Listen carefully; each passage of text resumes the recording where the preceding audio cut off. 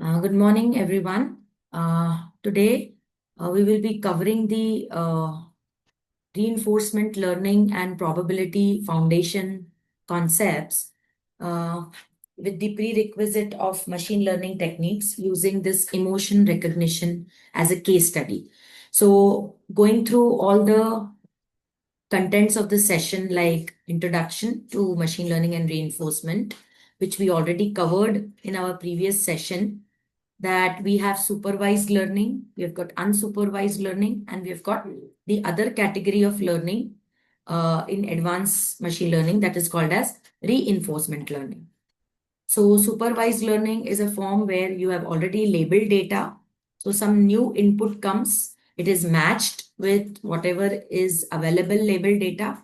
If it is matching, we can justify. If it is not, then it is difficult to predict. Okay, basically machine learning is for prediction analysis. Unsupervised is all totally unlabeled data. Okay, so how do we then analyze? So for if the data is totally unlabeled, so the extension goes to reinforcement learning, where we have experimental, like for experience based and feedback based. So basically, reinforcement learning is equal to experience plus feedback. Okay, so whatever the past experiences and the feedback. So, and there is a category called semi-supervised learning, where you use the labeled data for training. But if there is some unlabeled data coming up for prediction, then you see which is the nearest to the labeled data. So that is called as semi-supervised learning. So these were the fundamentals of machine learning, going through unsupervised and going through reinforcement.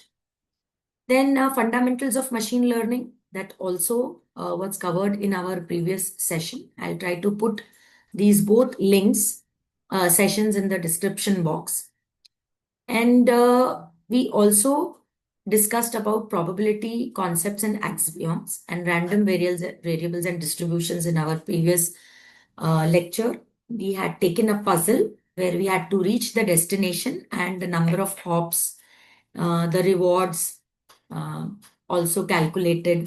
So those were the type of concepts which were discussed. Bayesian equations also we discussed in our previous session in that reinforcement learning video. But this particular session, we are taking this emotion recognition case study and going along with the concepts of the reinforcement learning. So stay tuned. We will have a short half an hour session if all the topics are covered. Otherwise, it will be covered in our later sessions. That also we will share it in the description. So going ahead with the introduction of ML and RL concepts, considering the emotion recognition. So all these table of contents we are going to study with emotion recognition. So step by step, we will be covering finally to our outcome as how we will be applying all these concepts for human emotion detection. So the objectives would be to understand the fundamental concept, apply the probability theory axioms. We have already studied these axioms, but we are going to apply here for this case study. Analyze the random variables and distributions, trying to find out context-based relationships of pattern recognition. What does that mean is that basically what is machine learning? Machine learning is prediction, but how do you predict? By certain patterns. For example, you know that this person rose from home to the office. So this is the route that person follows. Okay, so automatically when you, if you have an Android system in your car and you plug for the GPS, it will identify what is your daily routine. Okay, for example, I personally use it when I come from home to office and I put the GPS on. It automatically gives me to my institute address because this is the pattern it has identified by learning that every day I go to college. If there is a Saturday, Sunday, and I have an off, and if suppose I'm going frequently somewhere, it will give me that prediction, or maybe some by through intelligence, or maybe some visits which I plan. So it will intelligently give me a prediction of even that. So what is that? That is a relationship and the pattern which is identified by what is my route on weekdays in the morning. When I on the GPS in the evening, it gives me the home location. Okay, it might suggest one or the other location as well, but home location will come in the first because that's most of the time I will be using it. Okay, maybe it may come to the market which I go regularly, but if it's an off direction, it will give me the second option this way. So that we are trying to relate. So in emotion recognition also, we will be taking those concepts. So the same things which were in our, what you call, in our table of contents, these become our objectives of the lecture.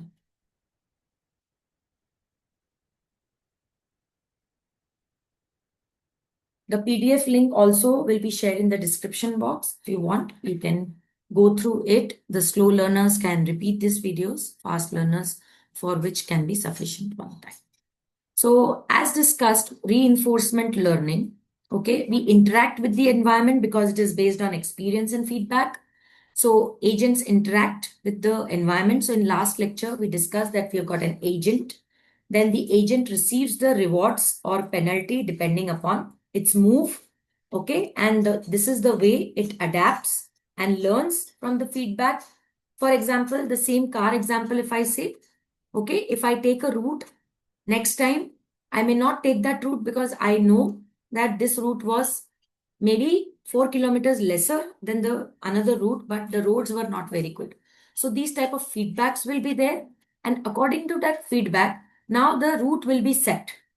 Okay. So maybe first time if the GPS gives you a route, you do not like it, you give a feedback and the route gets changed next time. Sometimes when you are driving, you also get some notifications that there is some what you call traffic ahead or maybe congestion. So your feedback is required because you are traveling through that route live. The GPS doesn't knows that. So your feedback also matters to them and they can guide the other people also. For example, if you say yes, there is a congestion. So it will guide the other people that please don't follow this route, or maybe they will reroute them to other through other recommendations. And finally, the agent makes the decision based on learning. So this is how the reinforcement learning it happens.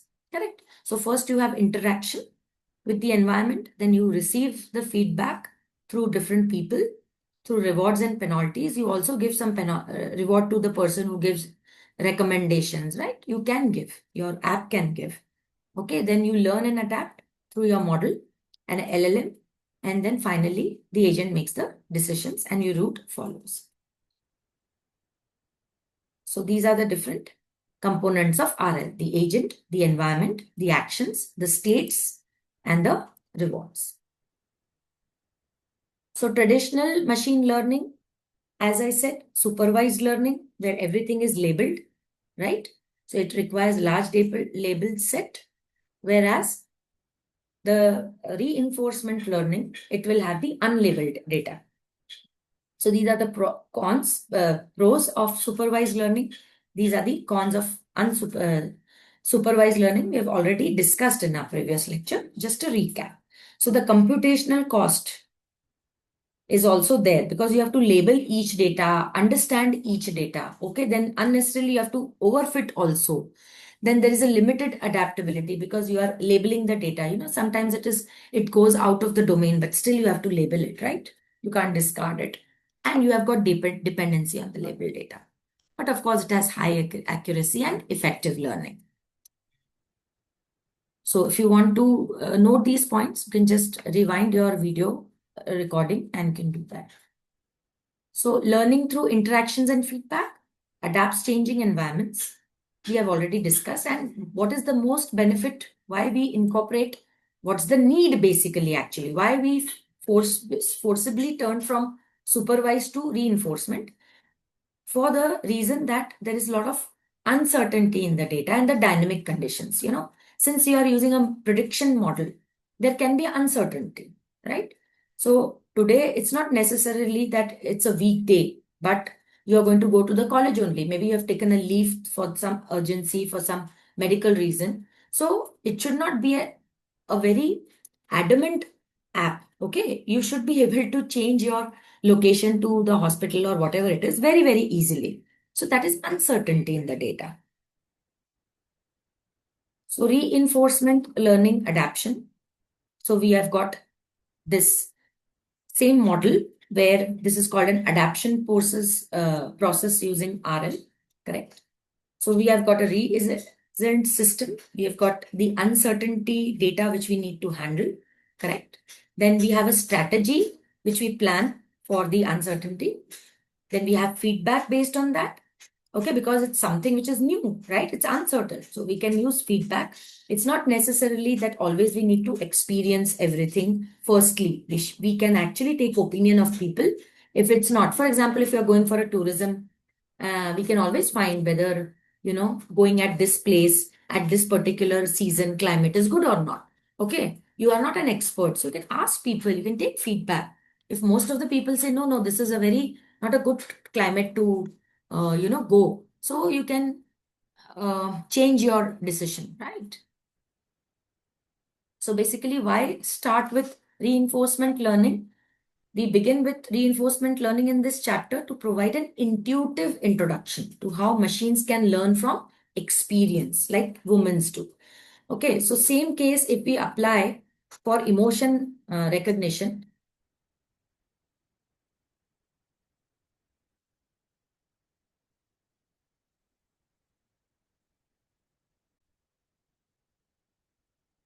So after this recap, I'll just be a bit quick. So please be attentive. See, for emotions, if we take a label data, already uh, people know that there are certain predefined emotions because they have studied that, okay, when a person laughs, the lips, they expand. When the people frowns, their eyebrows becomes up. Uh, okay, so these are things we have already labeled it, and there is already a data set on UCI repository known as JAF. JAF is a Japanese faces of emotions. Okay, then we have also Canad data set where we call Canadian faces and so on. So we learn through those facial emotions and they have been labeled that, okay, this type of emotion is called happy, this type of emotion is called sorrow, this type of emotion is called fear, this type of emotion is called surprise, and so on. So this is already labeled data. But as a human, do you actually from beginning did you learn these emotions from labeling? No, you learn from experience, right? You saw that some people they are happy. When they are happy, when something good has happened, if something bad has happened, you have seen people cry or people yell, become angry. So, as a human, also, what did you do? You learn from experience. Nobody taught you emotion recognition that, okay, this is called happy, this is called sad, right? So, that is nothing but reinforcement learning. So, naturally, a human also learns through experiences. Maybe they ask certain people about their experiences, that's called feedback.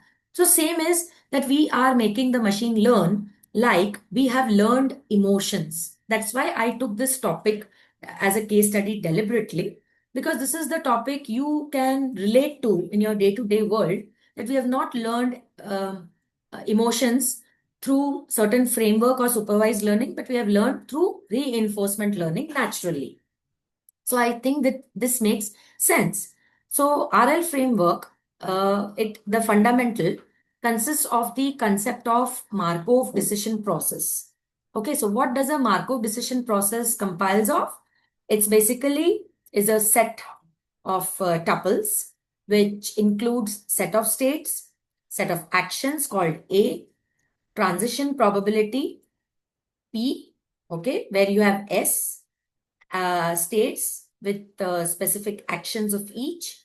Then we have got reward. Last time also we saw the Belmac function. So Belmac function is based on reward probability, and we have got the discount factor. So discount factor ranges from 0 to 1. Correct. So very simple. This comprises of Markov decision process. But what is basically a Markov decision process? That is important. Okay, now this is the same pictorically represented, what is mathematically represented here. So the fundamental act agent environment interaction, which we saw earlier in this diagram, right? Here, right? So the same thing is repeated in Markov decision process. But finally, what is this Markov decision process? So if you are a new learner, okay, you can always use the AI tool, the Chat GPT, to find out what is basically a Markov decision process. So I will give you some time to see and yourself analyze, because only listening may be very boring. So I want you all who are attending this lecture to go through from Google or whatever it is. What is Markov decision process? And anybody would like to share on it?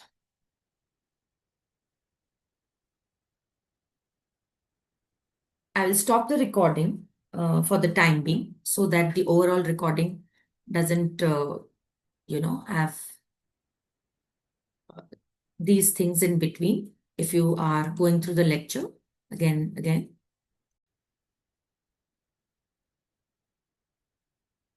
Okay, so what is basically Markov decision process? Okay, it is,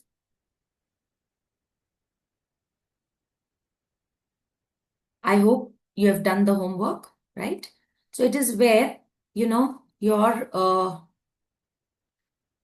math, it's a basically a mathematical framework used to describe decision making situations where outcomes are partly random and partly under the control of a decision maker, that is the agent.